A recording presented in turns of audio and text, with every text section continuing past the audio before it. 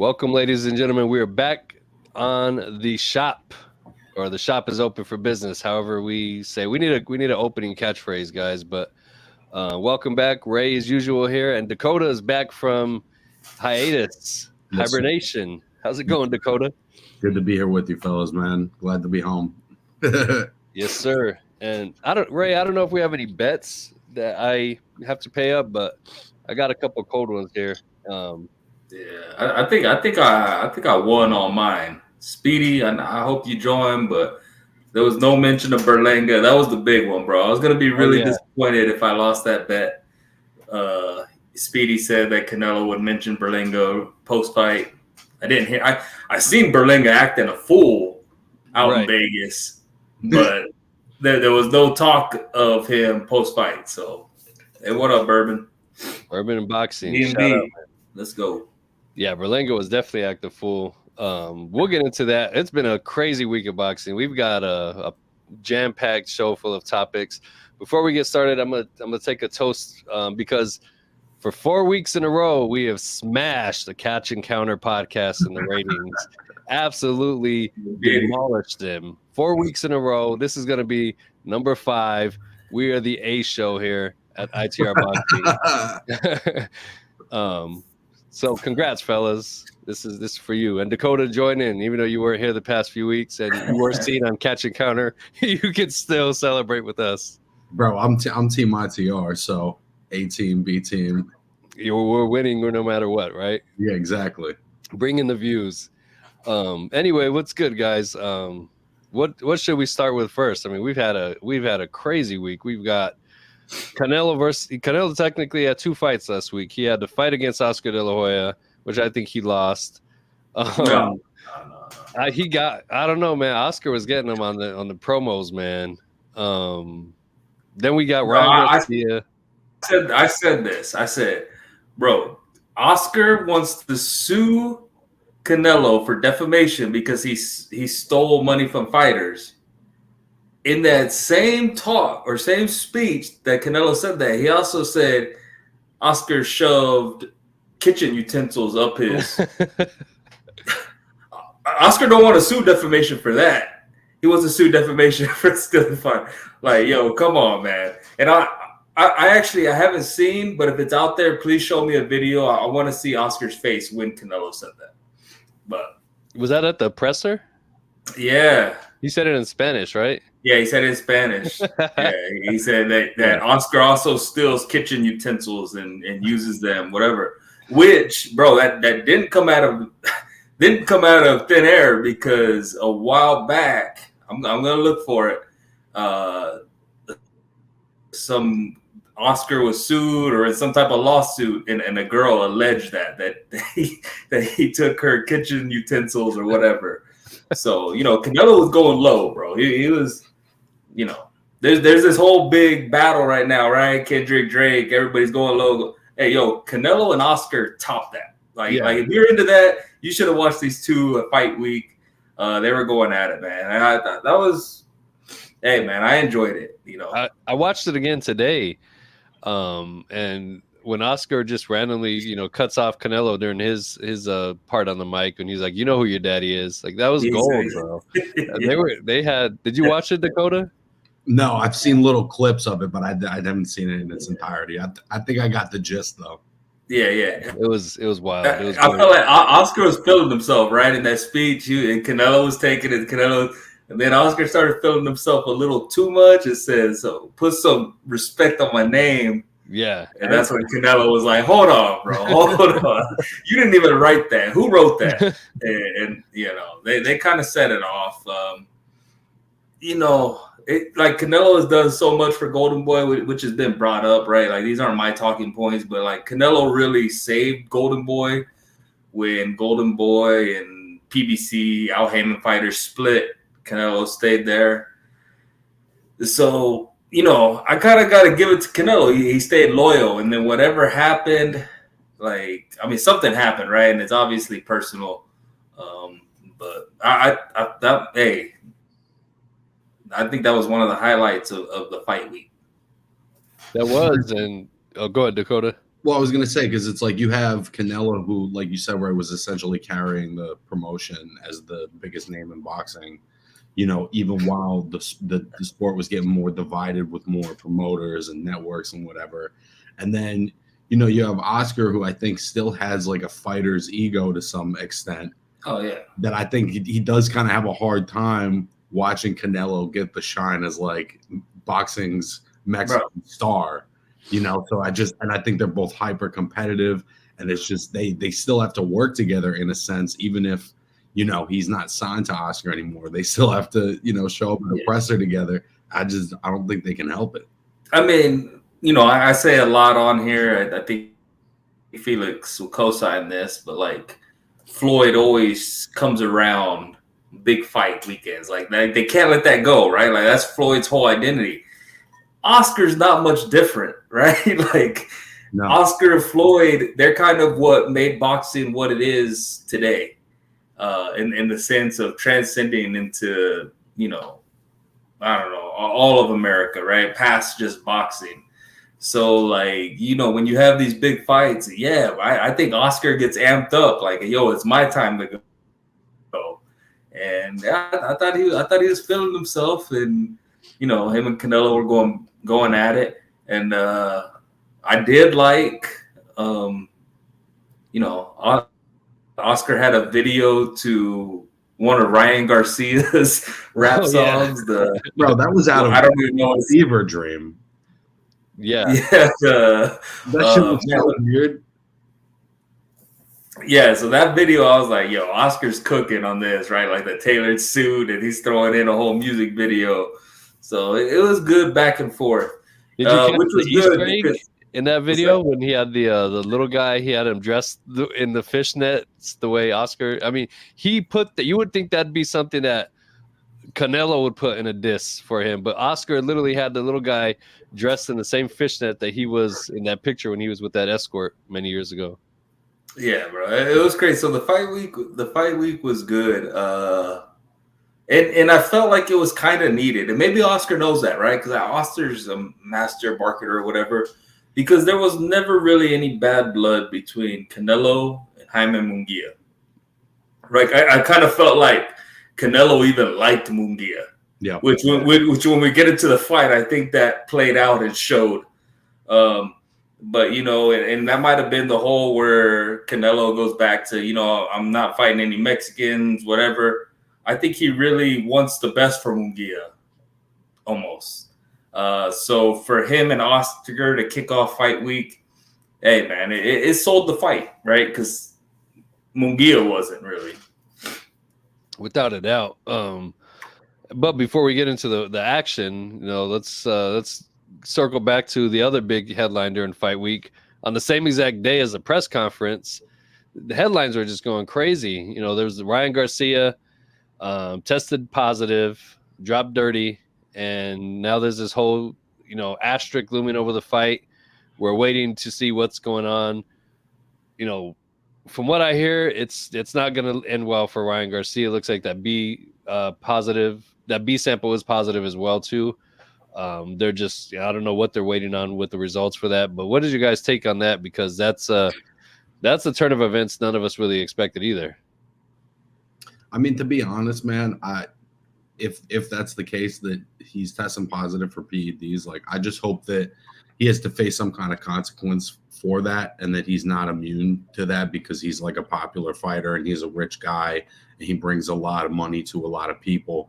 I just hope on some level the sport holds him accountable in the same way that they might hold Jarrell Miller accountable. And, we've seen inconsistent punishment for these things, right? Like sometimes it just lingers in the air for some time and then they come back. Like I don't know what Alicia Baumgartner's situation is, right? But it just seems like she cleared herself. She's good. Yeah, she cleared herself. She's clear, and that's what I'm saying. Like there isn't any like definitive action that gets taken when these things happen. I just hope something is done. If this is the case. Yeah. Are you guys? Go ahead, Rick. No, well, I'm just saying my take on this is, Bro, every commission takes a post-fight drug test, right? Like, unless that changed, like I thought after. What's that? It's not every commission. But so you're telling me New York didn't have him test after? I don't know. I don't know what I actually don't know what the New York State policy is, but every commission doesn't have. There isn't like British has UCADA, so they have like a nationalized testing system. Okay.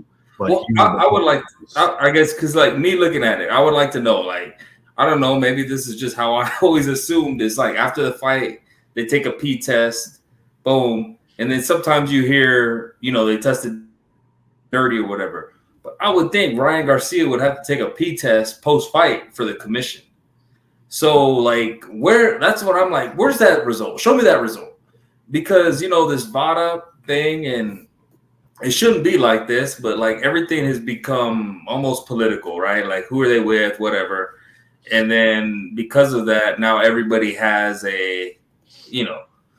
there's an argument. Oh, he's with him, and now we're just not going to trust that, which is really bad for the sport. Because okay, so Ryan Garcia's whole argument is like, no, I didn't, whatever. And you think about it, it's like, hold on, so he tested clean all throughout up to the fight, but then fight night he did something and tested dirty. Like, he's got to be an idiot. Like, that's not even going to help you if the only time you test positive, you took something that day. Like, how's that going to help you? Of course, then you can say, well, maybe he got caught on the cycle. But it's just so muddied that what is going on? And I would like, if VADA, this is VADA's findings and they're standing behind it, like that they only caught him on fight night. Where is the commission's post-fight test? Until I see that, I think it's too muddy for me to say like, oh yeah, he cheated. Especially when you throw it, I'm not even throwing in, Conti is tied to VADA. Conti is a sponsor of Haney. Like it's just so muddy right now that I would like to see what New York's findings. And see, that's the thing is, what Bourbon and Boxing said too. Oscar failed, and it was known a week before the fight. Apparently, Ryan failed, and they knew also a week before the fight, or so that's what the story is being told now. It just, with Oscar, whether he took it or not, that's, whatever. Same with Canelo and his failed test, and then basically every other fighter with a failed test. For some reason, the Ryan Garcia situation, and I'm not a conspiracy theorist at all, but there's something fishy going on with it to me. It seems like either the story's not, people's facts aren't straight, or something is going on. There's more to it than what meets the eye, in my opinion. And maybe there's not, but there is something fishy because of the people pushing it, right? Like Dan Rafael, right? Let's throw him out there because he was one.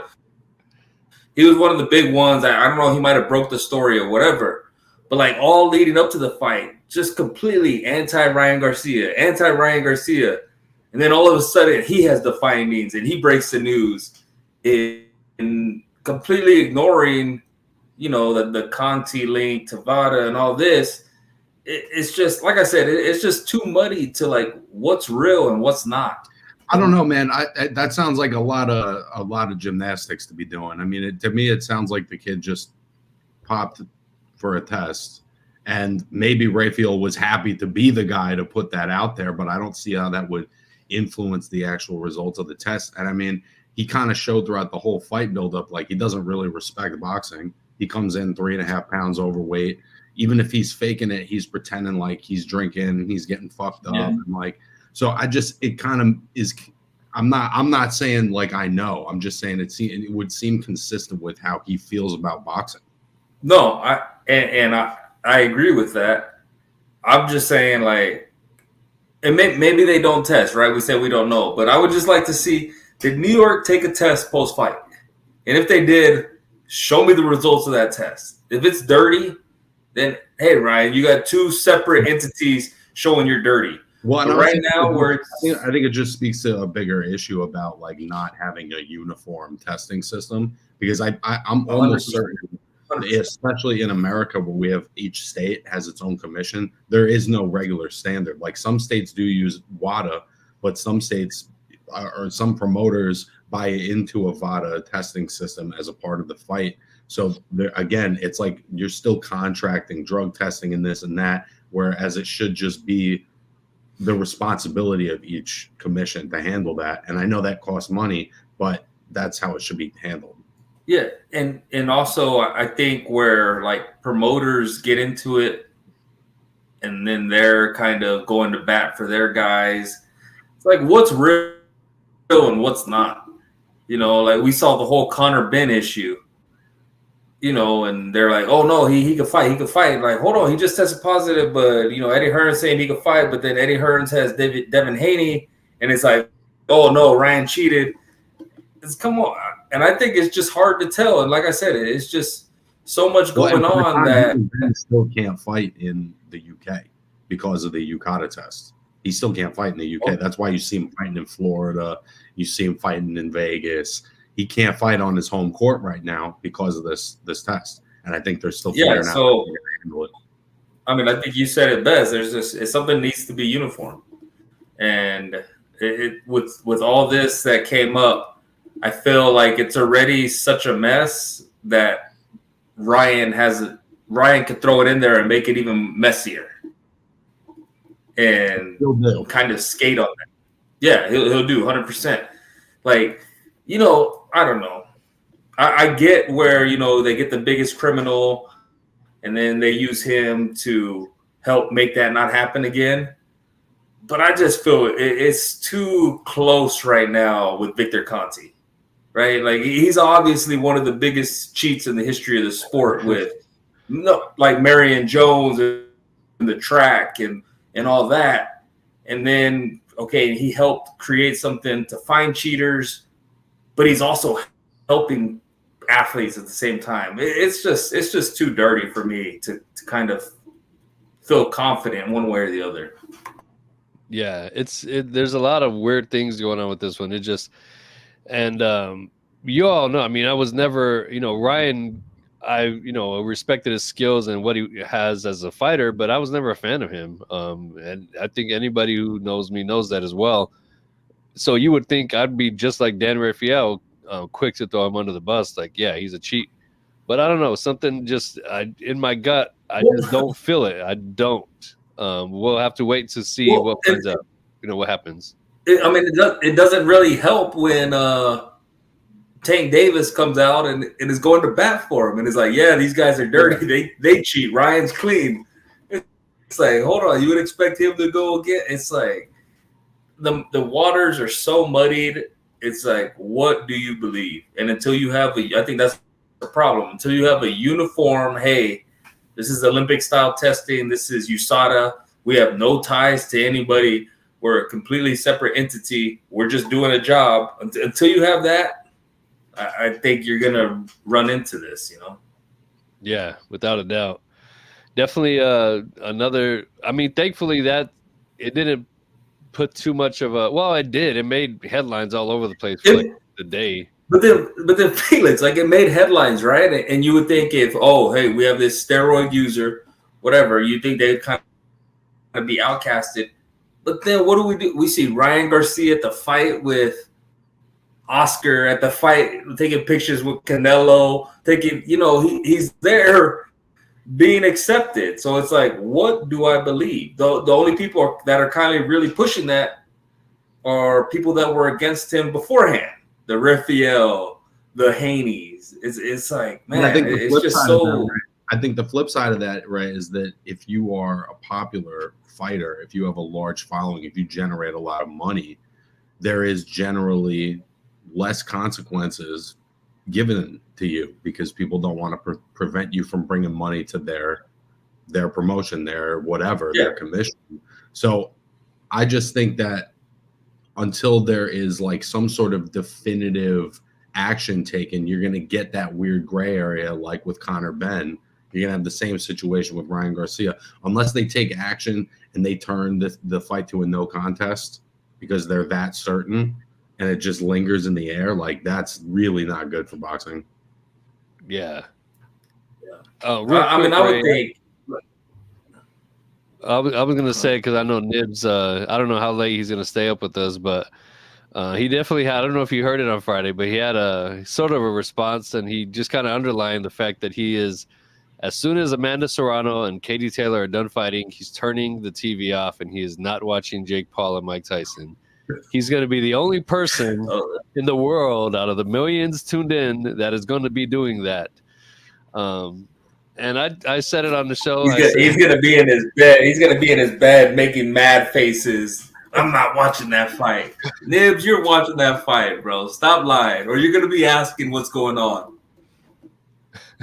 I said you were going to cook him on Monday night. I mean, we're already cooking him in the ratings, so I mean, there's one cook job. But Nibs, you know, I still think you're crazy for that, bro. Why would you not want to watch the fight? Anyway, yeah, Nibs, come on, man. Like, but Nibs went on record in saying that. Hey, put that up. Remember, 100%. Nibs went on the record and said that Serrano Taylor was like something about the best fight he's ever seen. I was like, stop it, Nibs. Like, come on. It was a great fight. Stop it, bro. It was definitely the greatest women's fight I've ever seen. That's for sure. A legendary fight. Legendary. Yeah, I think there's no doubt about that. And so, I mean, to that point, he's definitely correct. This has been the Nibs Cooking Hour, and if you want to see what he has to say, make sure you guys tune in Friday night to his show Catch and Counter. We'll move on to the next topic now. So we've got the drama, the press conferences, and all of that, the drug testing. Also from Fight Week, I'm just gonna throw this out there. Edgar Berlanga was on some weird energy. Was this his first time ever being in Vegas? Because I've never seen him at a fight week, and I feel like he didn't know how to act. At one point, he's outdoors in front of Caleb Plant. They're outdoors. Caleb Plant has his sunglasses on. It's hot. It's bright in Vegas. He tells Caleb Plant, "Take your glasses off so I can knock you out right now." Caleb Plant's like, "No, why?" Because why? We're professional fighters. Why would I take my sunglasses off because you're telling me, and why are we going to fight right here for free? Next day, he's indoors. He's almost face-to-face with David Morrell, and now he has on sunglasses. He doesn't say a single word to David Morrell. So his energy is just inconsistent with who he's with. Clearly, David Morrell is still the boogeyman, and I don't know. I mean, hey, you know, congratulations on your first trip to Vegas, Edgar Berlanga. Hopefully you get more respect next time because Caleb Plant wasn't afraid of you. David Morrell wasn't afraid of you. And looks like there was no fans that really cared about you either. But I don't know if you guys saw any of that.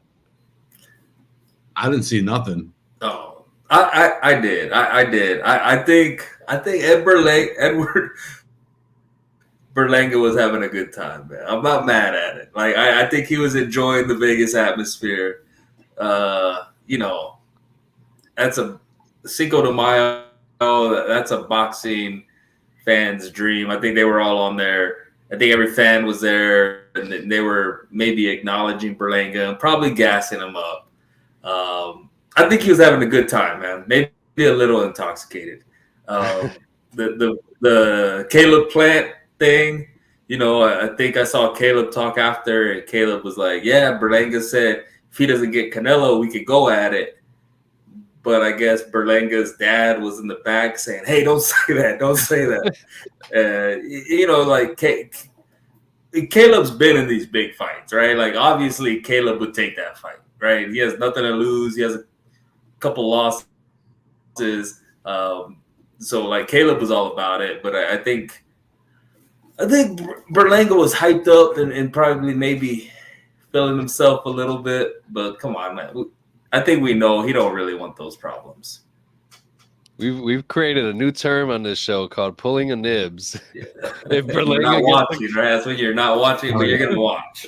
If Berlanga gets a Canelo fight, I'm pulling the nibs. And then with the when he ran into Morrell, I think I saw Fat Joe right there. So, you know, Berlanga had a whole – He had to What are the act like he chances wanted he to doesn't fight. know who that is? Yeah. I thought of that. I was like, is there a small percentage chance he doesn't know who David Morrell is?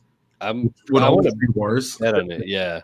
I mean, Bro, when they were kind of they didn't really get hands on each other, bro. Morrell was kind of towering over him. I'm like, bro, that's a bad fight for you, Berlanga. Like Morrell might be a bad fight for anybody in 168, including Canelo. Like Berlanga, bro, you do not want those problems. I didn't even like Fat Joe was kind of even like, ooh, let's just go. But man, I'm not mad at it, bro. I think hey, Berlanga, that's cool that you put yourself out there, bro. I saw him in the casino on video. I wasn't there, singing songs and getting that fanfare, walking amongst the people. And you know how boxing fans are; they appreciate that. So I just thought he was having a good time, man. I don't think he fights any of those guys we mentioned, but maybe it'll make him want to like just to be in that Vegas atmosphere.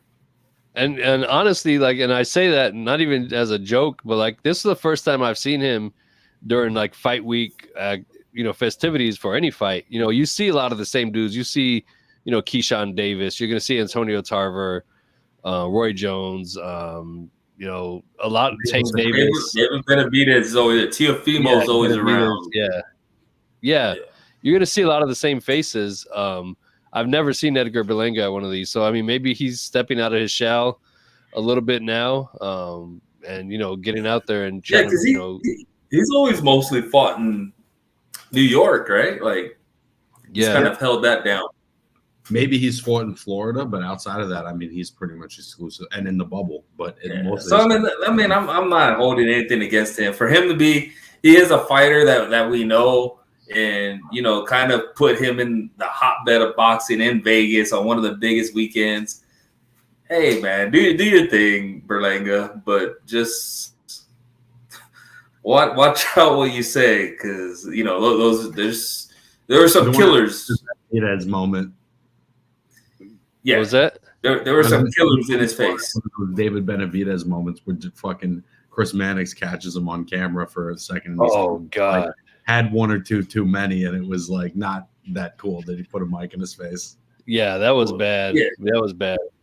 Well, yeah, I mean, there's videos out there, and he was singing Vicente Fernandez's El Rey, like through the casino. Like, bro, you guys gotta watch it, because I was like, bro, is this dude carrying a speaker himself? He had like a little handheld speaker, and he just kept very Brooklyn. That's very Brooklyn.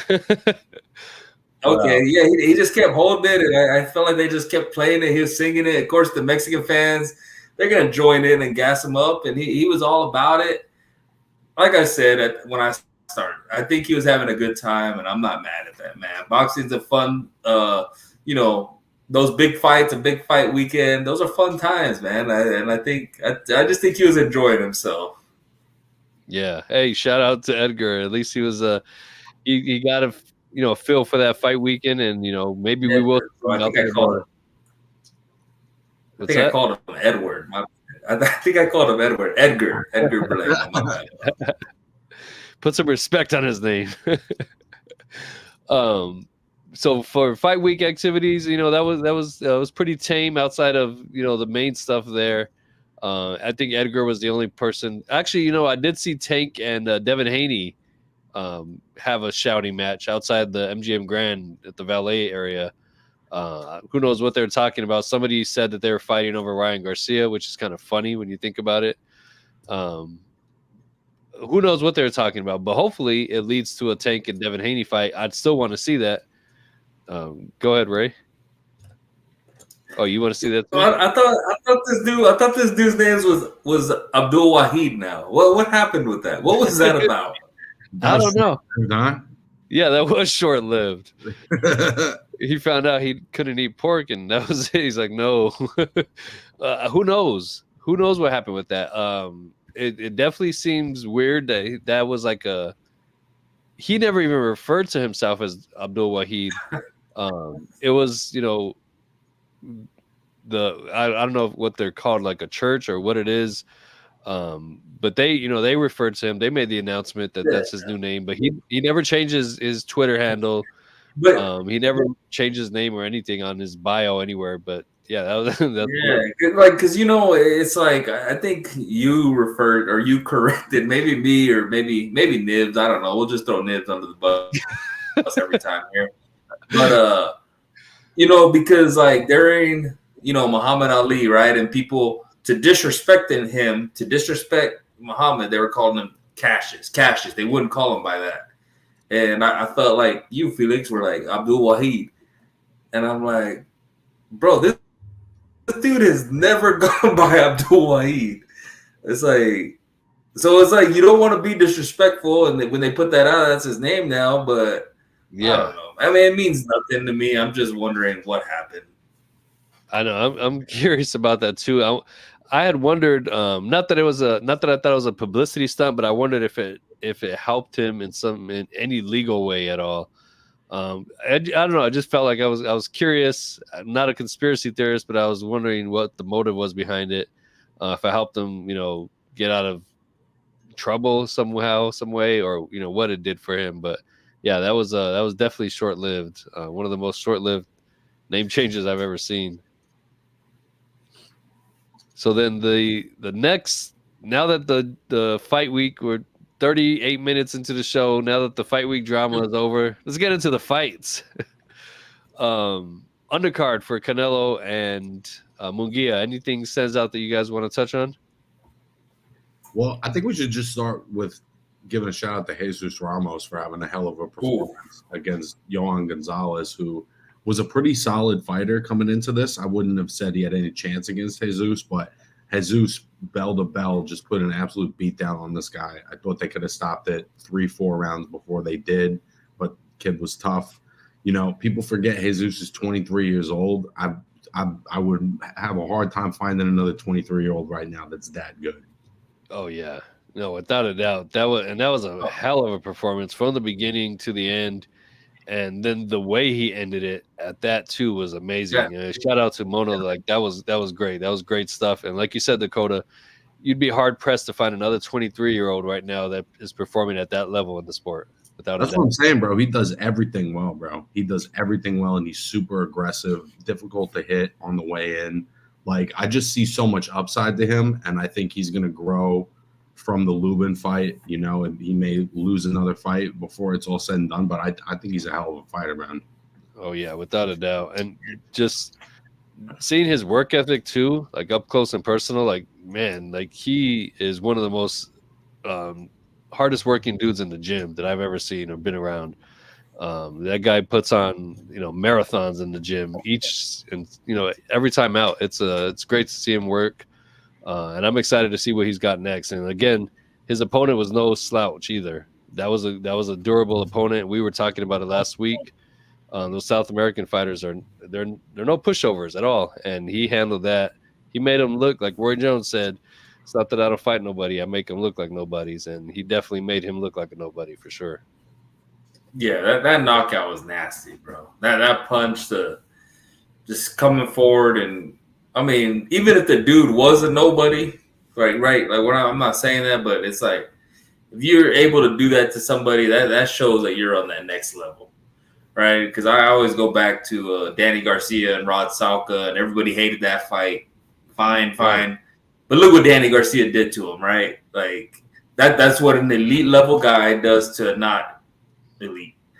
And in this fight, I don't know much about his opponent. But to be able to do that, bro, you got to give credit just for that. And being at 23 years old, he has a loss to Lubin, which could have easily gone the other way, right? Like that was controversial at the time. 23, at 154, because of his skill set, I think, give him losses, whatever, because of his skill set and what he's able to do, he's going to be a tough fight for anybody. Right. And he's not struggling to make the weight too, so he's going to be in that division for a while. It's so crazy to me because he looks like a big guy. Like he was so much bigger than Gonzalez in this fight. He was bigger than Joey Spencer. Like he looks like he could be a super middleweight, no problem. And if he's making weight no problem. I mean, he's just going to be too big for a lot of these guys. Yeah. Yeah, and I don't think that Lubin fight, people should hold that against him. Like, it was a close fight, and really that was, I mean, he had been on pay-per-views before, but that was kind of like the top level. Like he's fighting someone that maybe that can beat him, and they're on, under the lights, and maybe he didn't have his best fight, but even then, if he would have got that fight, people wouldn't have been mad. So you're really looking at what could be an undefeated fighter, and I think this fight showed he didn't lose any confidence, and he's still that same fighter that's going to go out there and do what he does. And if there was anything that Lubin did well in that fight, it was an experience thing where he closed the fight really well. And I think that's probably what Jesus learned is it's like, okay, I could be up. Because I thought he won probably 7 or 8 rounds of the fight. Like, it was close, but I thought it was clear. But when a guy has a really strong last 3 rounds, you just never know what the judges are looking at on any given night. So it's it's important to close out strong. And I don't know if you guys caught the preliminaries on YouTube, but there was a point where they had the camera just on, and the headset for the commentators was live. It was it was hot. So it was catching everything they were saying. You got to hear Mauro Ranallo talking to Jim Gray about, what their wives are going to do with dinner and just dumb, shit that nobody cares about. But one interesting thing that we got to hear was Mauro going over his notes and talking to some other production assistant there. He was like, "Are you familiar with Jesus Ramos?" He's like, and right then and there, he doesn't know the camera's on. He doesn't know that the feed is going. He says it right there. He's like, "With all due respect to Erickson Lubin, Jesus Ramos won that fight." And I made sure I recorded that because that's definitely going to be a nice little clip to have.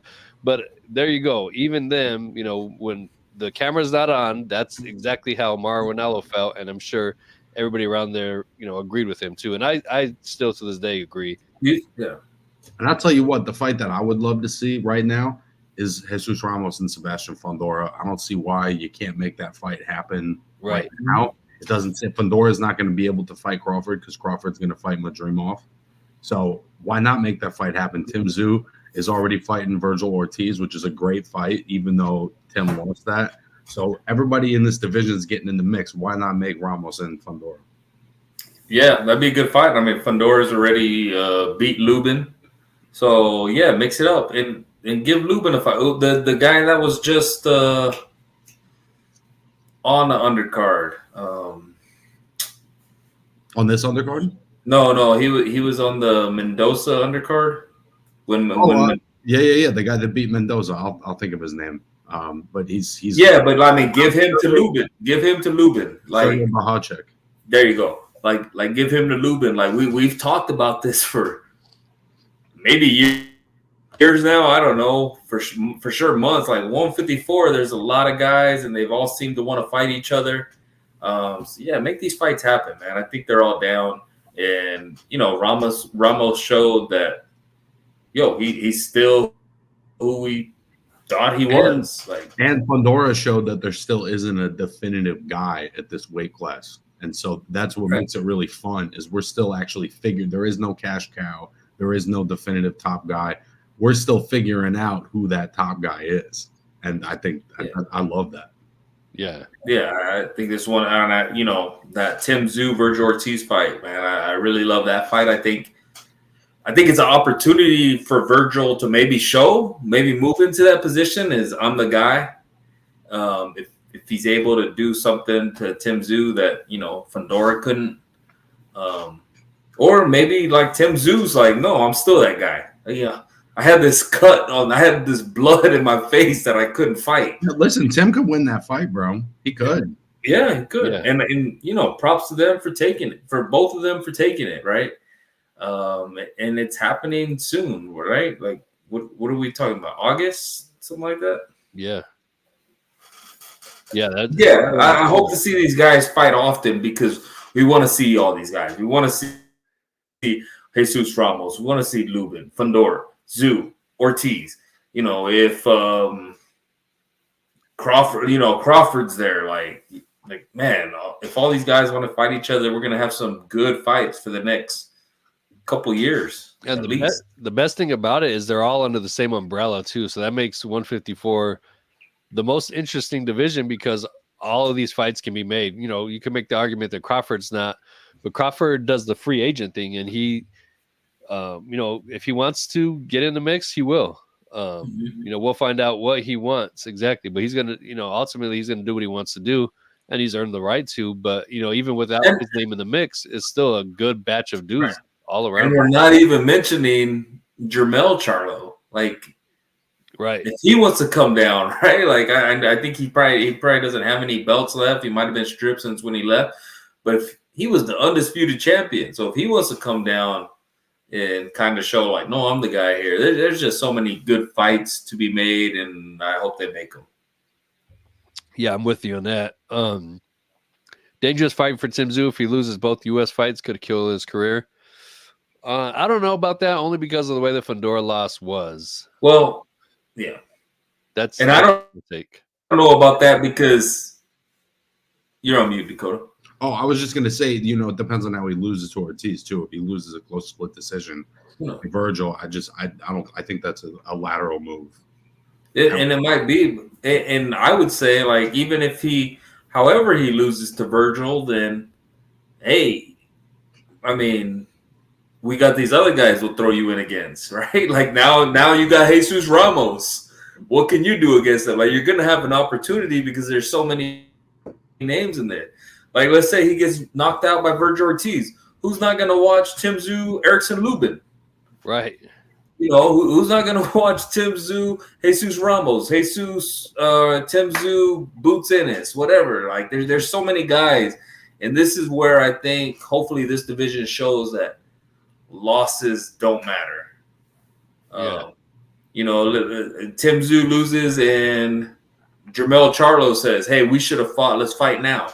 Bro, we're going to watch that. Like, And by the way, we're not even mentioning Madrimov, who just won a title and is a hell of a fighter with an Olympic pedigree. Obviously, that's not who we're all dying to see Crawford fight, but he's a tough fucking guy.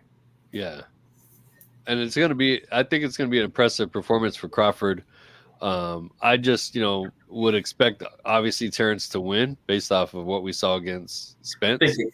Experience, I gotta favor Crawford. Yeah. But at the same time, like, hey, Dakota knows better than me. I don't know much about that guy. Dakota knows more about him. And if he's saying like this is a legit fight, like, all right. It's a legit fight in the sense that it's a guy with a legitimate amateur pedigree. And his last fight, he wins a title by stoppage against an undefeated fighter. You know, he's got some momentum behind him. And I think he's in the Joel Diaz camp. He's got good trainers. You know, I obviously favor Crawford heavily, but it's not a soft touch. Yeah. And when you're going up in weight, it's not the same as where you were fighting, right? And now, like, let's not forget, Crawford was at what, 135, 140, 147. Everything's carried up. Everything's looked good. But at what point, like, or is there a point? Like, it's just another question that makes this a fight worth watching. It's, you know, interesting. Without a doubt. And I think we're going to start probably seeing Crawford at his competitive range now. Because I think before, you know, 35, 40, 47, he was able to dominate a lot of dudes. I think weight-wise, I think he's going to be at that mark now where he's going to be more evenly matched fights. And, you know, what a hell of an opponent to make your debut at 154 at. And it could even be the kind of thing where the fights are not that different, but like, you know, his power has been really impacting guys for almost all of his fights, even the ones he's won by decision. His power gets in the mix at some point. Maybe it's just less of a factor at 154. And then how does he respond when a guy takes his best shot? Yeah. I think he's going to handle it great because I think he's the best fighter in the game, but it's going to be exciting to watch. Oh, yeah. No, it's definitely going to be a good one, man. Also on this undercard, before we keep going on, you know, down these rabbit holes, which is what we do here, Mario Barrios picked up a pretty impressive win. He did his thing, 12-round unanimous decision. Brendan Figueroa Hey, shout out to Jesse Magdaleno, man. He was game. He put forth a tougher fight than I expected him to do. Ultimately, he got stopped by Brandon Figueroa, which is kind of the outcome we all expected. But I didn't expect it to be that late, and I didn't expect the fight to be that competitive. So definitely good job, Jesse. Yeah, and I didn't expect it to be a one-punch knockout. Yeah. So, I mean, yeah, credit to Magdaleno, but then also credit to Figueroa because, Figueroa to me kind of wears people down, breaks you down, and get a stoppage just kind of based on, He's also he's just a tiny bit smarter than Omar was. Like he's a little bit sharper. He's a little bit better on the defense.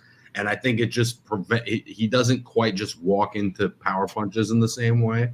So I think that that's part of why he's more effective. And I think he hits hard as fuck. Yeah. Yeah.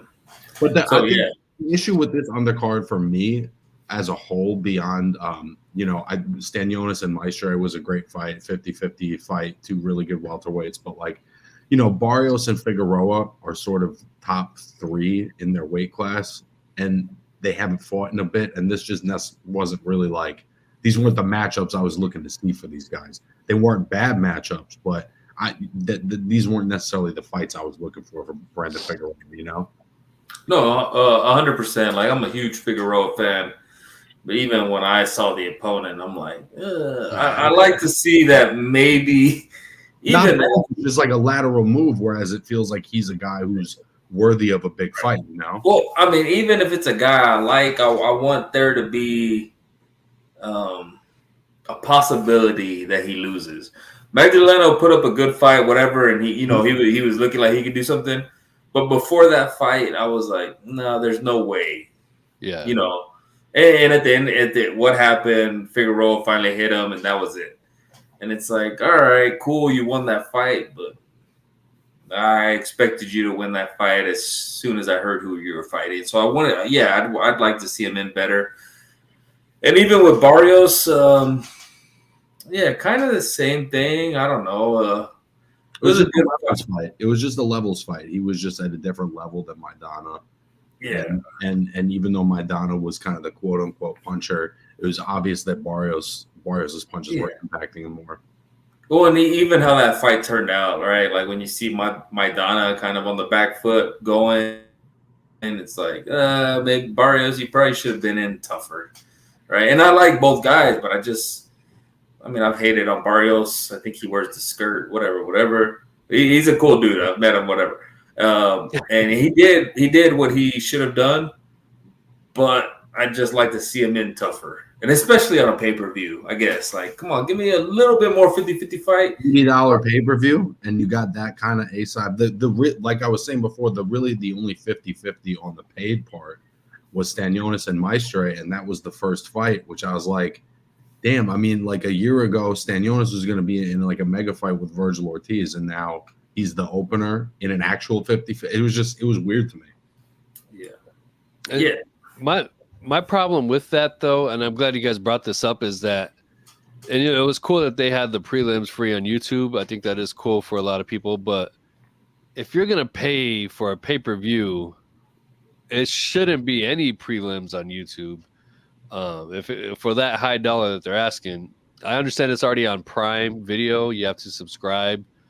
Let it be that, it's a regular card, and then, they're going to throw some free fights on YouTube. But for a pay-per-view, I know the UFC does that, but it's UFC. But it seems like the goal is to get people hooked where they're like, all right, now I'm interested. There's been some fights. I'm going to buy in on the whole thing. And I get that thinking. But also, I think it's already frustrating when these pay-per-views are such a high number and they're already on services that have a paywall. Like the Zone is $25 a month. How is there an $80 fight? It's gotten to be too much, man. Without a doubt. And that's why I'm curious to see what happens with Netflix after this Jake Paul Mike Tyson fight. Because it's not like they're signing other fighters, but I'm glad to see that. Is that also going to be paywalled? No, it's just on Netflix. If you have that's how you got to do it. Yeah, exactly. And that's the structure that it should be. If it's already on there, you shouldn't pay an additional on top of it. So that's like the big thing. And I think the only way that works is if you really give people what they want to see, right? Because there is that paywall there, right? Netflix. And I think this fight kind of, you hear, not because it's competitive or whatever, but because of what it is. It's Mike Tyson and Jake Paul, right? And I think you probably do get new subscribers just because of that, especially where kind of Netflix is kind of, I don't know. I know they've said they're trying to buckle down where, you know, it's harder to share accounts. Like this might be one where like, hey, I need my own account. Yeah. And where they're, you know, easing in that live. I mean, they just had Sunday, they had the roast of Tom Brady. I felt like I kept seeing that, like that, you know, and when it's kind of viral like that, like, hey, everybody needs to see that. Hey, you know, I already use Netflix. Let me get my own account. So if they do start having like live events like this, I can see where it works, but it's going to have to be something where we need to see it. And well, think about this. I think it's obvious that had Canelo and Munguia been, you know, just a part of your Prime or your DAZN subscription, there would have been more people watching it. Oh yeah, I mean, that's obvious, right? So I don't understand how, you know, we're working on a new platform with Prime here, but you're putting this massive paywall in front of it that's not getting new eyes on boxing. Yeah. And this is always been curious about that show, right? But I've always been curious about that, and I still don't think these questions have been answered. Is like, what is Prime's role in this? Like, are they just providing? Are they just providing like, hey, PBC, yeah, we have this platform, you could use it, whatever. It doesn't seem like Prime is in it. They're not like, hey, this is our thing. And I think that might be the difference, because I feel like Netflix is like, hey, this is our live event. Like we're kind of putting our name behind this. Where with the Prime, I don't really see like Amazon Prime. I see PBC. So if PBC is just using that, they're kind of like, hey, you know, we'll still have our pay-per-views or whatever. To me, it's just different. And we'll see which way it works, right? Like if this Jake Paul, Mike Tyson brings in tons of new subscribers, I think, you know, hey, here's a blueprint for how it could work. But then people get greedy and then they want to throw a paywall. So additional paywalls, really. Like DAZN, Bourbon's right there saying, you know, you subscribe for DAZN, but then they want additional for the pay-per-view. And not only that, they even used to give a discount if you had a DAZN subscription. That shit's gone, bro. You're paying full price. So I just think that these promoters have gotten out of touch with like what's a reasonable thing for a normal person to spend on boxing. Yeah, and it's because they all think that they could push it further, right? Like, okay, this is Tank Davis. We could raise this a little bit more. Or I mean, it started with really Floyd or this Canelo, and you know, I remember when they used to be, you know, $49 pay-per-views, and then, you know, a Floyd fight got bigger and bigger, and now now this is 60 or 75. It's like the boxing minds have just continued to push this further and further, and you know, I don't know if that works. To me, I feel like it prices people out and they don't want to see it. But, you know, I hope this Netflix thing shows, yo, if we just give people what they want to see, it's going to bring people in. Yeah, and it's going to create loyalty. And I know, I'm sorry, Netflix, you're going to lose my boy Nibs, but I'm sure he'll come around. That's the other thing too, right? Is like you get more eyes on shit now. There's more advertisers and people that are interested in, you know, putting money into it. It seems like the more eyes you get on boxing, the better it is to grow the sport. And these, you know, you don't put a $90 pay-per-view wall on the Super Bowl. People are, you know, right. You wouldn't do that. The Super Bowl is on the most basic of basic television, like right. And it always is, and it always will be. And they found ways to make money through commercials. Yeah. It's like you just have, but boxing hasn't, I guess maybe they haven't been forced to do that. They're just like, oh, okay, Floyd wants more money. okay, let's make this pay-per-view $75, right? Like, oh, him and Pacquiao, everybody wants to see it. Let's make it this price. And then, oh, people paid that, so why would we go down? And then now every fight is that cost. Yep. It's just really frustrating. It's really always, I feel like, promoters are always trying to get the most out of the boxing fan and then take advantage of that. Yeah, absolutely. And actually, I think Netflix is actually even cheaper than that, right? For like the basic membership, it's like $6.99 still. You get ads, but it's still $6.99. So there you go. $6.99 for Jake Paul, Mike Tyson, and Serrano versus Taylor. You definitely can't beat that. Even if they don't have anything else on that card. That's it right there. Main event, Canelo Munguia. I'll go first. My thoughts on that is Canelo proved that there's levels to this game. I think he fought Munguia at the right time. Munguia is gonna do maybe great things. Who knows what he's gonna do? But he proved that he at least belongs in there with an elite fighter. The only thing is he came in there with his game plan. He executed it well those first couple rounds. Canelo knew it, saw it, adjusted, and did what he did, and that's where the levels, changed. Canelo switched it up on him, and Munguia didn't really know what to do. After that, he was just kind of resorted to brawling in a lot of spots, and I think that just kind of showcased Canelo as what he is. It just showed levels basically, and I think it was the perfect time that win is going to age very well for Canelo. I think in the future. And for Munguia, I think he leveled up himself. We all say, we've already said it here tonight, not all losses are created equal. And Jaime Munguia losing to Canelo, especially the way he lost, he got dropped, he got up, he still kept pressing forward, he never stopped. Maybe even won a round or two after that. Still, maybe just one round, who knows? But there were spots where he was winning. I think this is still a win for Munguia in that sense. He's going to learn a lot from this. More than he's learned from his other wins. So, shout out to Jaime Munguia. We've been critical of him in the past, big time on this platform. But he definitely earned a lot of people's respect, and I think he's going to walk away a better fighter from this fight. Well, I think he just showed up, right? Like he just showed that he's got that elite level character where it's like he put in a hard 12 with Canelo. He was just a step behind, but almost every round other than the knockdown round was competitive. He never looked in over his head. And I think the thing is, like, Canelo maybe is just a little bit less explosive and is a little bit less active, but he's basically the same guy and that he's always been. And he had the best performance he's had since the Bivol fight. I think that's probably fair to say.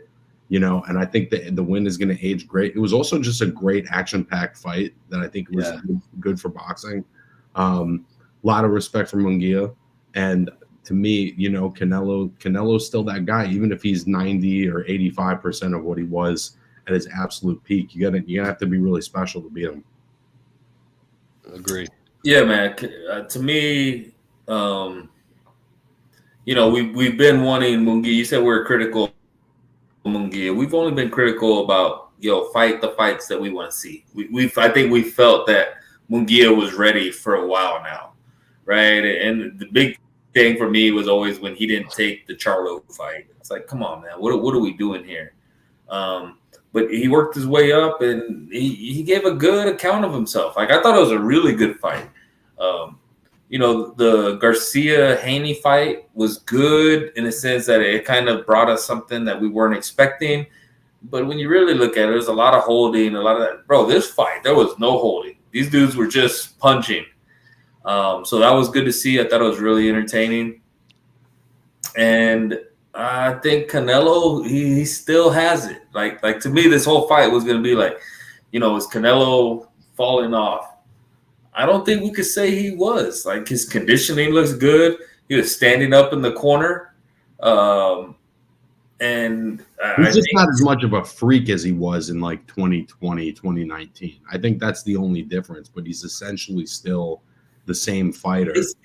And I mean, sharp as his ever. I think it's probably, what do we say? Probably the last maybe 4 fights. Like maybe he hasn't stopped people, but he's got knockdowns. Like, Yeah. I think that was big. Like, Munguia's never been knocked down. Look how big Munguia is, how young, and that was a legit knockdown, right? Like when their arm goes straight like that, like they were hurt. And I don't want to be conspiracy theorist or whatever, but I kind of thought Canelo carried him the last few rounds. I think so. I think he kind of Munguia earned respect, and I think Canelo respected him to not take it. I thought Munguia picked up steam actually towards the end of the fight a little bit, and I think that if there's anything where I see Canelo's age a little bit is sometimes he's content to stay in front, and Munguia would just keep throwing, and then he wouldn't land until like the 9th or the 10th punch, but he just kind of Canelo wouldn't really move his feet. So I just thought that was maybe a little bit of fatigue from Canelo and Munguia really going for it. Yeah, well, I think the one that stands out, I think it was probably like the 12th round. There's probably like a minute left or 2 minutes left. And Canelo hit this dude with the right hand, maybe left hook, right hand, kind of stood Munguia up. And Canelo even kind of initiated a clinch. And I was like, okay. And I thought maybe that was maybe the respect earned. Like, I don't want to ruin this guy's career. And maybe Munguia earned that. But to me, I thought Canelo could have got him out of there. But good fight. I think Canelo still showed. Bro, what I was most impressed with was, Munguia, I think last week I said Felix. I said Munguia probably a little too slow. Yeah. But, bro, Canelo's defense, bro, he's sliding out of there and having him miss by probably like an inch, right? Like those punches were so... Even the ones he did get hit with, or he's kind of rolling with it, it's just so close. And maybe that's a dangerous game, but that just tells me Canelo is still at that level to be able to do that. So that's what I was most impressed by. That, and that he was able to still, knock down a young guy that had never been knocked down. So I think he's still top, high level. I agree. Yeah, he definitely to me he showed that he truly is one of the great. It goes without saying, we already know he's one of the greatest of our era. But I think he showed that he is truly special, and I'm kind of with you, Ray. I think he did carry Munguia a little bit, and to Munguia's credit, it's not like Canelo did carry him all the way. Munguia was putting in work, like Dakota mentioned as well. And he didn't let up off the gas himself. He doesn't have enough experience at that top level against those kind of guys yet. Yeah. But he will get there, and I think. Yeah, I hope he learns from it. Right, like this is a fight that, you got knocked down, but hey, you still ended good. You still ended fighting. I think he can, I think he said even after the fight, which is just confidence wise, has to help. Where he said anybody else tonight I would have beat, just not Canelo. So, yeah, man, I think Munguia goes on to do good things. Like, I would pick him easily over Edgar Berlanga. Well, now he's also has a kind of experience that none of those guys, Berlanga, Benavidez, Morel, none of those guys have been 12 rounds with Canelo Alvarez or even with just a pound for pound fighter. So he's got that edge now over any of them.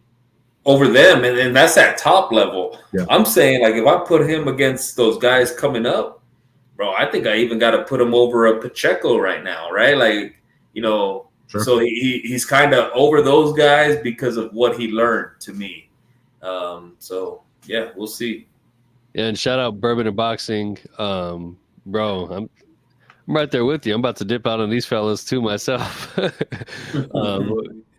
I still have a whole nother beer to get through still. We have a whole nother car to get through, which we'll segue into it now. Actually, no, we're not done with Canelo and the talk yet. Canelo and David Benavidez. That's the talk of the town right now. Again, I've always said it. I want David Morale. It's just one of those things where I feel like Canelo is gonna.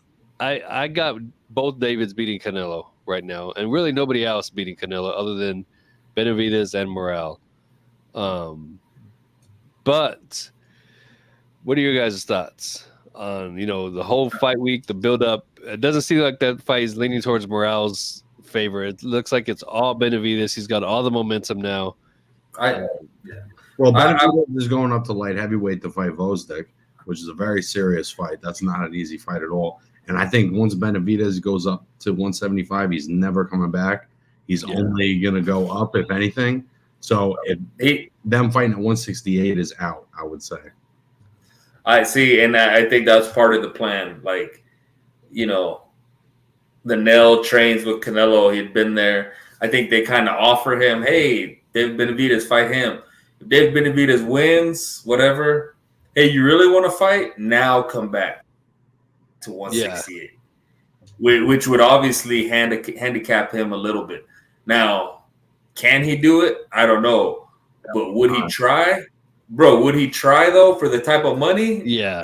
I get the sense any interviews I see with David at this point, he's kind of sick of Canelo, and I don't blame him. And so I just think that he's going to move up, and if he can get better Bev or Bivol or someone else at the top of light heavyweight in the ring with him, I just think he's going to fight those guys. Yeah. See, I think he would. I think there's going to be so much money for that he would.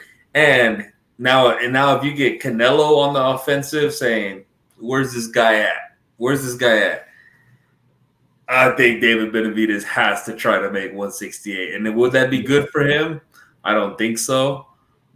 But, when there's that much money, but he'd probably have to fight Better Bivol, and someone else to make what he fight Canelo, right? So I think this is probably strategic on Canelo's end to have them fight that and then give it. As for the fight itself, if it were to happen, I think Benavidez offers that speed that Munguia didn't. The speedy combinations where every shot is hard. Yeah. Right. Now the only thing, Felix, which, I'm a Canelo guy, I'm not going to lie and whatever. I don't know if Benavidez can get hit by Canelo and keep that up, right? So, hey, that makes it a great fight that I want to see. Yeah. Canelo's been throwing out crazy numbers. If he gets half of what he's talking, I think he's did his job. Yeah. Right? Like people are like, oh, he's pricing himself out. No, he's just setting the mark right here. You negotiate and you get half of that. Oh, that's still tons of money. So you're gonna make it up in pay-per-view buys no matter what. Yeah. So I don't think Canelo's scared of him. I think Canelo is playing the long game. Like, we're gonna fight. We're just gonna make this really difficult on you.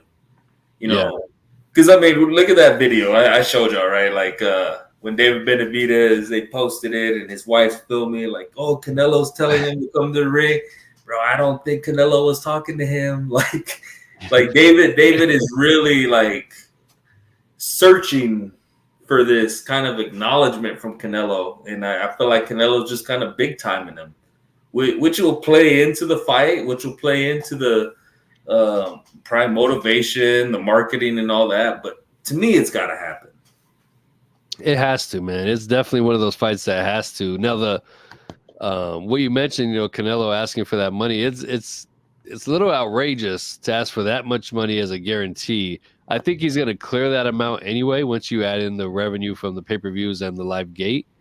And how outrageous? Let's throw this out. What have we heard? He said 150 to 200. Yeah, that's crazy. That but is crazy. Like I said, if someone's like, hey, we'll give you half of that.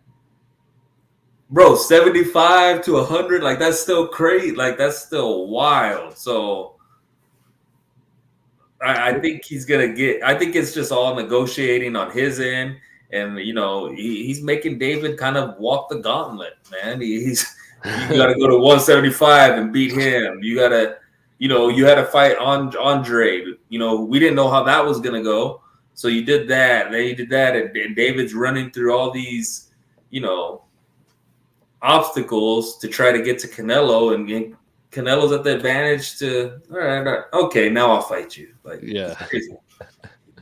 It's definitely Cody Rhodes when he was trying to finish his story against Roman Reigns. It's very much like that. Canelo's putting him through the ringer for sure. And I would also say if I was David, like, and you have the opportunity to take on Bivol in light of Benavidez getting injured in camp, you got to take that fight, because if you were to win that fight, now you've beaten the guy that beat Canelo badly. Yeah, gives you a pretty big marketing tool. Absolutely. For sure. Yeah, you might bring those numbers down more towards your way. Exactly. And also it would just be a great fight and a great win. And I don't think it would be guaranteed that he would win that fight either. But if that fight were on the table for him, I would jump on it. Yeah, because I mean, I don't know. I don't know what their thinking is, but like the Nell has been in camp with Canelo, right? Even when he was retired, he was still training with him, whatever. Now they got him this fight. If Benavidez beats him, Canelo can always say, like, hey, man, you beat my sparring partner. Like, that's not me. Like, what are we talking about? Now, if he does what Dakota was saying and beats Bivol, yeah, okay. Now Benavidez might have, I mean, not too much leverage because it's still Canelo, but you're not just going to completely make me take whatever now. Like, I have some leverage here. And there's no big league in you. There's no who are you, who you fought. You know, right. If you went out there and had a dominant performance over Bivol, it's like, you cannot ignore me, bro. Right. Yeah. Absolutely. That's the fight we want. We wanted better Bev and Bivol. That was the fight all fans wanted. Obviously, that's not happening now. So we're back to wanting, Benavidez and Canelo. And again, I guess we're moving on from Morale. Morale's moving up too, from what I understand, to 175. But hopefully this fight gets made, man. I do see, His Excellency is pushing for a lot of changes in boxing. And one of them might be Benavidez and Canelo, and he might put up that money. They're definitely, they got deep pockets. They would definitely do something like that for sure. The only downside is that fight would probably take place in Saudi if it happened.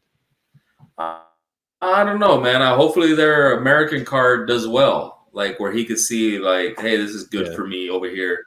He's thrown out. I think just today I started seeing that he was wanting the Crawford Canelo fight for January, December.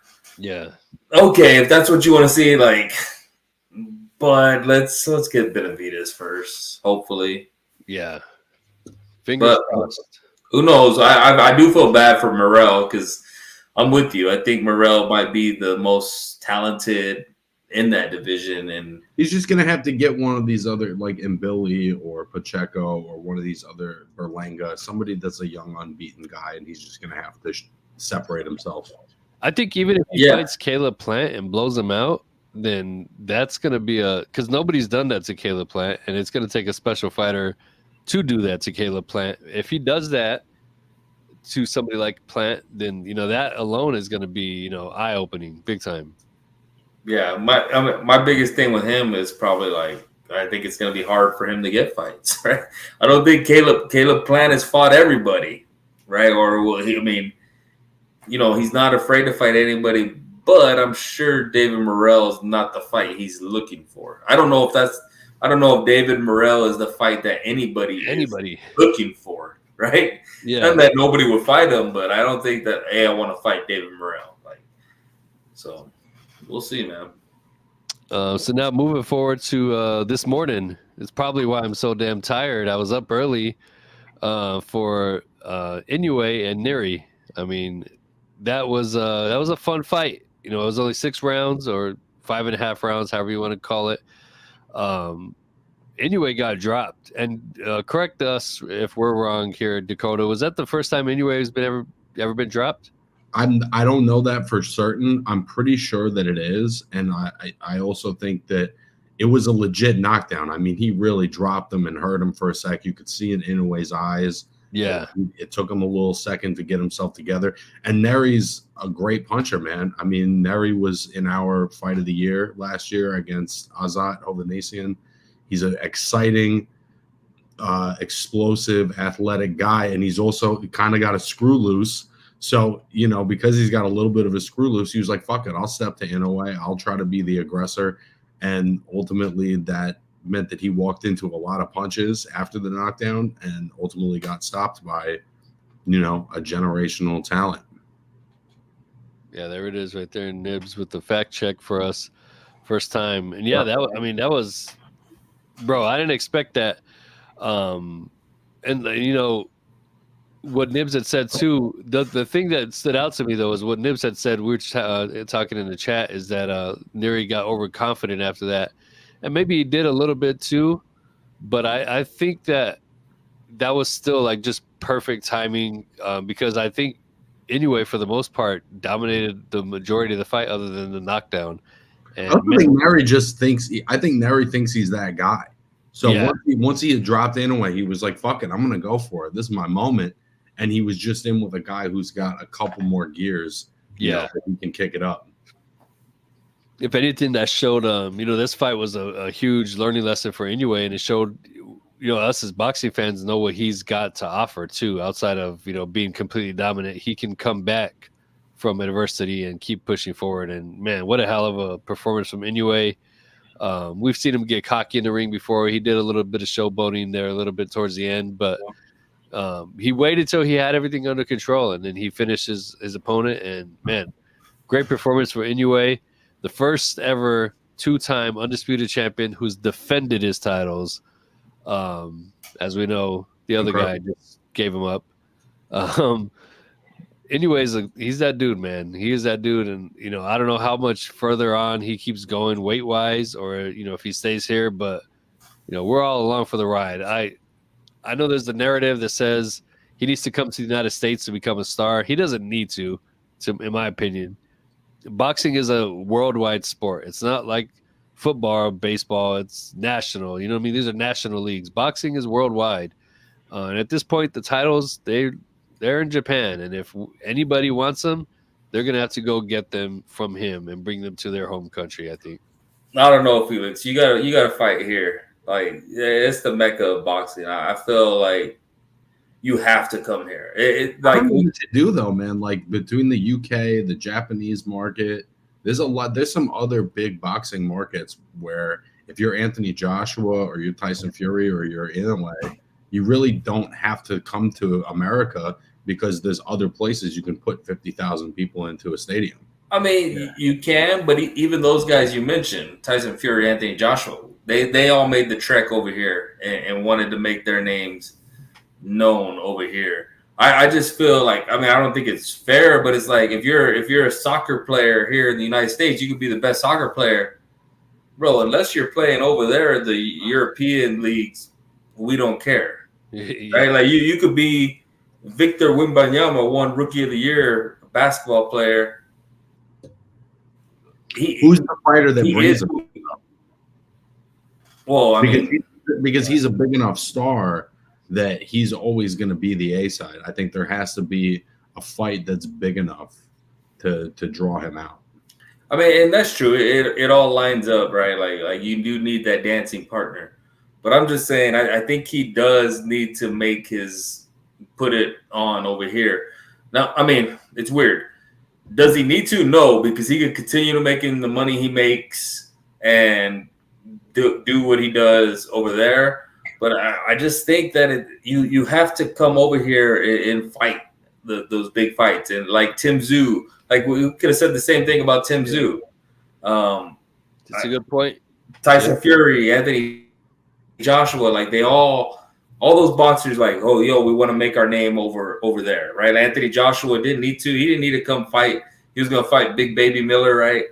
And then ended up fighting Andy Ruiz because that was the Mecca. He was in Madison Square Garden. That's what he had to do. I do think Inoue has to do that to be, I don't know, maybe looked at as an all-time great. And, I don't think getting dropped by Nery helps his case that he doesn't have to.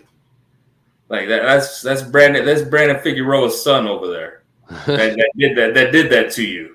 Like, come on, like if John Ryder would have did that to Canelo, we'd be like, oh, we'd be looking at Canelo different, right? It is true. But I think Nery's at a different level than John Ryder, and I also think that Inoue is a guy coming up, so many different weight classes. At this point, he's fighting guys that are naturally bigger than him. So, yeah. No, I get that. I guess I'm throwing out the argument that, like, you know, for Inoue to be in his prime right now, he shouldn't be getting dropped the way he got dropped by a guy that's been handled easily. But Nery's power is real. That's the thing. I mean, is it? Ask Brandon Figueroa if it's real. Brandon Figueroa could fight at 135 if he wanted to. Yeah. So I don't know. I'm just saying. I would if Floyd had ever been dropped like that against a not top. If you wanted to go that equivalence, I mean, Floyd had a hard time with Maidana, and Devin Alexander pretty much won a sweep. So yeah, but I mean, yeah. I'm just saying. I think this fight it showed that he can handle adversity and come back. I'm just saying you shouldn't have had adversity against Luis Nery. And now I've had Inoue at the top pound for pound. I think I've said that right because you're always like, well, who could beat him? You got to look weight classes higher and almost all-time great. And now I'm kind of like, if you're getting dropped like that by Nery, I'm pumping the brakes a little bit. I really just want to see him come over here. I would like to see what he can do if he comes over here. I don't think he needs to for his case. I think for us American fans, it's hard to kind of disassociate a star being a star anywhere else if they're not a star here. And that's kind of common, no matter what the genre, whether it's music or sports. But I definitely don't think he needs it at this point in his career. If he chose to just play out the rest of his career in Japan, I think he's perfectly fine, and he's still a huge star and success. Unless he plans to move here and reside here, become a household name and a face here, I think maybe it's a different story. I will go to Dakota. Like, there's got to be that opponent for him to come here, and I guess that's the big thing right now. And I think there's got to be an exciting fight that you can make for him right now is probably Junta Nakatani moving up one weight class, and that would be the biggest fight in Japanese history probably. So you wouldn't get that fight over here. Yeah, it wouldn't generate the same amount of money. I think that what it's lacking is an exciting American fighter at 122 or 126, that can really bring something to the table. Like, I love Brandon Figueroa. I don't think he's that guy necessarily, that's going to draw him out of this country where he literally can fill a stadium of 50,000 to fight anybody. Right, but I mean, if he does come over here and did what he does to everybody against Figueroa, I think that puts him. I agree. Now, does he need that? It's like, what's the need? If it's a money need, like, he probably I don't need that. I'm gonna fight over here and make the same amount of money. So I think that's where it comes down to the fighter and what they're actually looking for.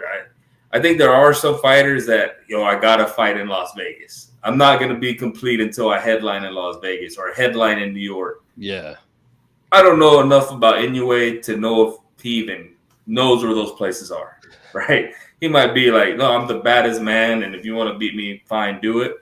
But I guess as maybe an ignorant American, you got to come over here and do that. That's just my take. Well, there we go. Because let's not forget, like, there were talks of Tank in Inoue, right? Like, people, that's not something I'm making up. Like, that was a crazy fight. Like, come on, bro. If Nery is putting you down like that, now Tank will destroy you. Is that a fair fight? Probably not, but that's a fight that'll make you all time. Yeah, if Inoue fights Tank and beats him, forget about it, bro. Yeah, that's a wrap. Curious to see what happens next. Before we get out the last topic, because I'm close to tapping out my damn self. But Lomachenko, Kambosos this weekend. Quick predictions, fellas, on that one. My prediction on this one, I think Lomachenko is probably going to dominate this fight. I think that he's more dynamic than Kambosos. Kambosos really, had Teofimo coming straight into his punches, and he's a great counterpuncher. But outside of that, I just think Lomachenko is going to be on a different level. What are your thoughts, Ray?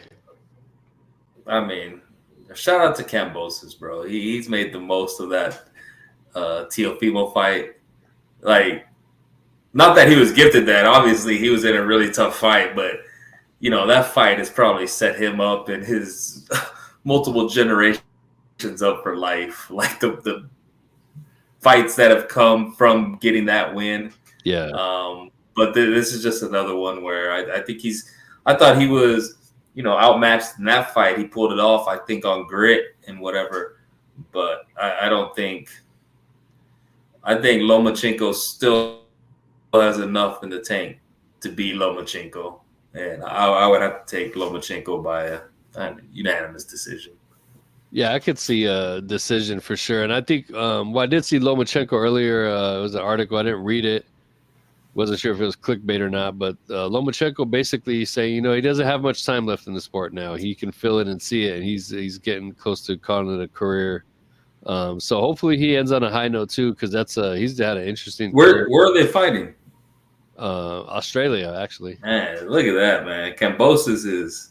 Yeah, he's got it made. Yeah, over there where what happens if he wins 8 rounds and they give Kambosos a decision. Oof. Unfortunately, that seems like a possibility. It is. Yeah. It definitely can be, and that would be unfortunate if that happens at this point in Lomachenko's career. It's happened in his last fight. Yeah, that's true. It's not that it's ever good, but it's better to happen to a young fighter than an older fighter. And yeah, I forgot that did happen in his last fight. So hopefully it doesn't. That's you hate to see when that does happen. I think he has enough, man. I think Lomachenko has enough. But man, I think he might stop him, honestly, because you think about after Lomachenko had lost to Teofimo, that's when you get the Nakatani performance where he completely dominates the guy. The Richard Comey fight where he's dominant. I think that he might be able to stop Kambosos in this one. We'll see. Well, that'd be cool, man. But shout out to Kambosos. He's one of those guys that just fight. He's maximizing. Oh, 100%. Him and I go to Devin Haney. Bro, those are guys that just, man, they do what you want to see them do, right? Kambosos isn't fighting some unknown Australians over there making money. He's like, hey, you want to come over here? I'll fight anybody. And his resume is crazy. They're not all wins, but his resume the past few years, that's crazy. Yeah, without a doubt. Well, and I think that's the only other fight we have this weekend, unless you know of any other ones, Dakota. I think that there's a half decent undercard on here, but there's nothing really of note otherwise. Yeah, this weekend I was seeing that too. But yeah, it's still May is still going to be a hot month. This weekend might be kind of tame with just that fight, but the weekend after that we finally have it: Tyson Fury and Alexander Usyk. So next week tune in and we'll have Stop sparring, guys. Stop sparring. Yes. Wrap up sparring. Next week we'll have a heavyweight style show for you guys for sure. We'll even have got a couple guests that might be coming through too. So make sure you guys tune in next week because it's going to be a good show. And breaking down the heavyweights. And if you saw what happened last week after we went off the air to now, boxing was flipped upside down with all the craziness. So who knows what the hell is going to go on this week? We're still waiting to see what's going to happen with Ryan Garcia, Devin Haney. That fight might get turned into a no contest. Devin Haney will be and still undefeated. We'll see what happens. But yeah, other than that, any final comments? Go ahead and take us home, boys. Shit, Canelo's back, man. Who's the quick question? No need to talk about why, but who's the face of boxing? Jake Paul. I don't know about that, bro. I mean, I think it's still Canelo at the moment. Until he loses that seat, I think that he's still the face of boxing. But I think that's become more regional. If you're in the UK, I bet the face of boxing is Anthony Joshua. If you're I bet it's Inoue. I'll say, yeah. And I'm going to say this because this is going to contradict everything that I said a few minutes ago.